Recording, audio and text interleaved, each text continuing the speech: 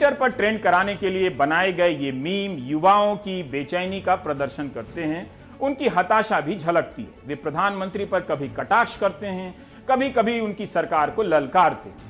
IT cell ने इन युवाओं को जिस तरह की अभिव्यक्ति दी है, उसी शैली में जवाब देने लगे हैं। इससे आप देखेंगे कि कोई अलग असर पैदा नहीं हो रहा है।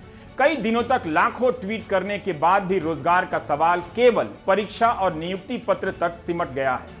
मुमकिन है युवा खुद को गैर राजनीतिक दिखाना चाहते हैं, लेकिन रोजगार का सवाल तो राजनीतिक है।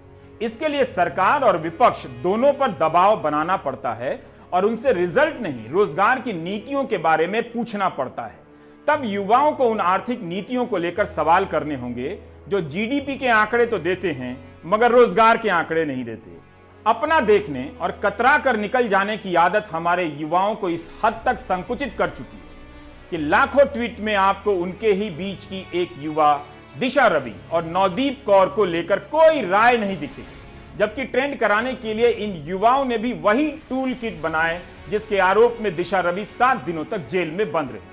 अपने समय के राजनीतिक प्रश्नों से कटने की यह सावधानी मां बाप को पसंद आ सकती है, लेकिन इससे हासिल कुछ नहीं होता। अगर सारा प्रयास इस बात को लेकर है कि कहीं छप जाए, दिख जाए, तो फिर उन्हें इसका मूल्यांकन करना चाहिए कि जहां छपना है या जहां दिखना है उस प्रेस की क्या हालत है। उसकी विश्वसनीयता भारत और दुनिया में कहीं नहीं है।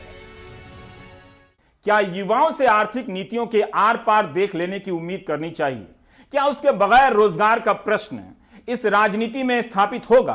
प्रधानमंत्री ने लोकसभा में निजीकरण और सरकारी नौकरी को लेकर जो बातें कही, उस पर भी ट्रेंड के दौरान कोई गंभीर प्रतिक्रिया नहीं दिखी, जबकि पकौड़ा तलने से लेकर आईएएस भी हवाई जहाज उड़ाएगा वाली बात सबके सामने कही गई, छिपाकर नहीं।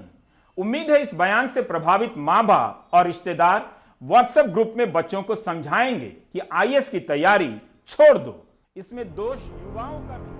खैर, इससे निकलकर उस चराचर जगत की तरफ प्रस्थान करते हैं जहां भारत के लोकल युवा ट्विटर पर रोजगार नाम की छोटी मोटी समस्या को ग्लोबल ट्रेंड करा रहे हैं। यह विश्वगुरु भारत की छवि को खराब करने वाला कदम तो है ही, युवाओं के परिवारों में रिश्तेदारों के घटते प्रभाव का भी द्योतक है। बेरोजगारी का मुद्दा युवाओं के रिश्तेदारों की नाकामी का समानुपाती है।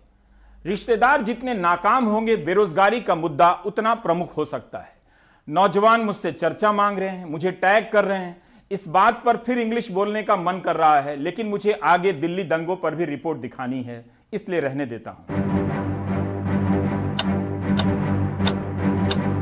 25 फरवरी का दिन जब घड़ी की बड़ी सुई छोटी सुई को क्रमांक 12 पर छोड़कर आगे बढ़ती है, तब हिंदू मुस्लिम डिबेट में रमने वाले युवाओं ने मैसेज भेजना शुरू किया कि #मोदी जॉब दो दुनिया में नंबर 1 ट्रेंड कर रहा है और भारत में #गो बैक मोदी दूसरे नंबर पर ट्रेंड कर रहा है। प्रधानमंत्री मोदी के साथ अन्य पत्रकारों के साथ साथ मुझे भी टैग टूक किया जा रहा था, जैसे बेरोजगारी के तक्षक ने मुझे भी बांध लिया हो।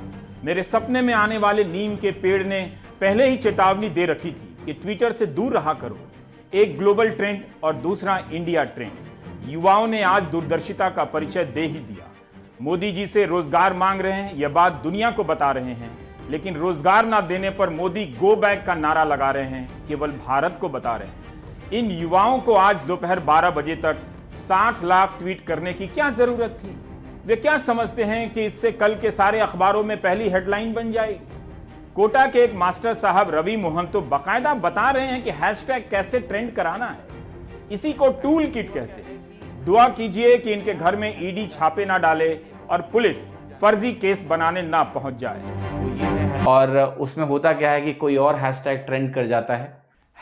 #मोदी रोजगार दो। यह मात्र ट्रेंड नहीं है, यह उस सामूहिक बेचैनी, हताशा और क्रोध की अभिव्यक्ति है जिसमें सिर्फ केंद्र सरकार की परीक्षाएं या भर्तियां नहीं हैं, बल्कि तमाम राज्यों की भर्ती परीक्षाएं हैं। ओडिशा, बिहार, बंगाल, असम, हरियाणा, दिल्ली, राजस्थान, मध्य प्रदेश, पंजाब, कर्नाटक। तभी तो 60 लाख ट्वीट हो रहा है। Timely exam, timely result, increase vacancy, ये सब भी भारत के भीतर टॉप 10 में ट्रेंड कर रहे थे। मैं शिक्षक भर्ती परीक्षा की तैयारी कर रही हूँ। मैंने सीटेट का एग्ज़ाम क्लियर किया था, पर केवीएस की वैकेंसी पिछले 2 साल से नहीं निकली। लास्ट वैकेंसी 2018 में निकली थी और अभी तीसरा साल शुरू हो चुका है। इसके अलावा मैंने एचटेट का एग्ज़ाम भी क्लियर किया है, परंतु एचटेट में भी हरियाणा में कोई वैकेंसी नहीं निकली एचटेट क्लियर करने के बावजूद। और कुछ समय बाद जब वैकेंसीज निकलेंगी तब हम ओवर एज हो जाएंगे। तो सरकार हमारी बात क्यों नहीं सुनती है? मैं एक एसएससी सीजीएल एस्पिरेंट हूँ। मैंने सीजीएल 18 भी दिया है, 19 भी दिया है और शायद 2020 भी दूंगी। इसका रीज़न सिर्फ यही है कि इनकी जो डिलेड प्रोसेस है उससे कोई जॉब श्योरिटी नहीं है। पता नहीं क्या रिजल्ट आएगा क्या नहीं आएगा। ये एग्ज़ाम प्रॉपरली अगर कंडक्ट कराया जाए तो मैक्सिमम 1 साल लगना चाहिए, पर 3 साल, 5 साल, 10 साल, कितना भी टाइम लग सकता है। परीक्षा, रिजल्ट और नियुक्ति के साथ गायब होती भर्तियां, ये भारत का इतना बड़ा मसला है कि मुझे कई बार घोषणा करनी पड़ती है कि नहीं कर पाऊंगा, ना करेंगे, क्योंकि आप कर ही नहीं सकते। हर राज्य में घोटाले घपले की इतनी कहानियां हैं कि इसके लिए अलग से किसान चैनल की तरह भर्ती चैनल की जरूरत है। वैसे किसान आंदोलन के दौरान आप लोगों ने एक बार भी किसान चैनल की बात नहीं की। अच्छी बात नहीं है। यह बात मैं आंतरिक रूप से बता रहा हूं। अभी इसी हफ्ते सुप्रीम कोर्ट के chief justice S A Bobde ने कहा कि प्रश्न पत्र लीक देश की शिक्षा प्रणाली को बर्बाद कर रहा है। यह उस समय की खबर है जब भारत विश्व गुरु हो चुका है, बताइए, और प्रश्न पत्र है कि लीक हो जा रहा है। Do you get my point? मामला कर्नाटक का था, लेकिन सुप्रीम कोर्ट ने कहा कि मध्य प्रदेश के व्यापम जैसे मामले शिक्षा प्रणाली को खराब कर रहे हैं। चीफ जस्टिस ने तो यह भी कह दिया कि हम जानते हैं कि मध्य प्रदेश में व्यापम मामले में क्या हुआ। यह कोई साधारण वाक्य तो नहीं है। कर्नाटक में 2016 में रसायन शास्त्र के प्रश्न पत्र लीक का मामला सामने आया था, जिसके एक आरोपी को हाईकोर्ट से जमानत मिल गई और सह आरोपी आरोप मुक्त हो गया। बिहार में तो पेपर लीक के मामले आए दिन विपक्ष के नेता उठाते रहते हैं, किसी को फर्क भी नहीं पड़ता। वहां सवाल उठाने से पेपर लीक बंद भी नहीं होते। यह बिहार ने हर बार साबित किया है।